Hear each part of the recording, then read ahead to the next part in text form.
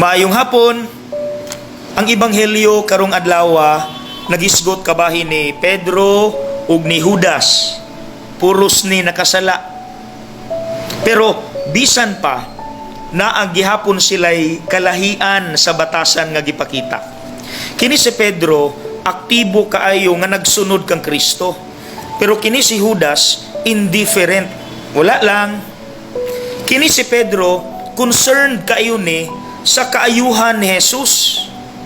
Pero kini si Judas iyang gibaligya si Jesus. Kini si Pedro iyag yung gilabanan si Jesus bisan paling-paling iyang commitment kay talawan gihapon. Pero si Judas human sa tanang kamaayo nga gipakita ni Jesus, iya gihapong gitraidor si Jesus. Mga igsuon, kining duha ka batasan naa gihapon ni kanato. Naay mga tawo nga aktibo kaayo sa simbahan, aktibo kaayo nga bisan wala sila'y madawat nga kwarta, ilang gihatag ilang tanan-tanan aron lang matabangan ang uban nga mapaduol sa Ginoo, mapaduol sa simbahan. Pero naa po uban nga indifferent. Wala lang, di kaayo manimba, dili mutabang sa uban. Ang nakasakit pagyod kay ang ilang batasan ug mga gipangbuhat nakapa-discourage sinuon sa mga tao nga mipalayo ang mga tao.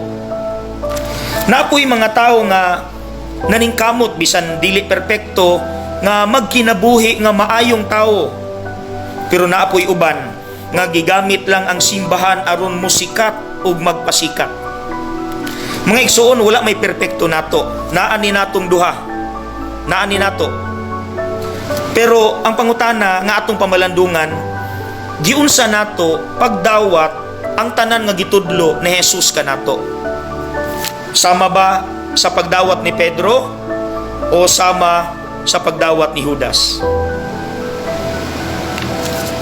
God bless.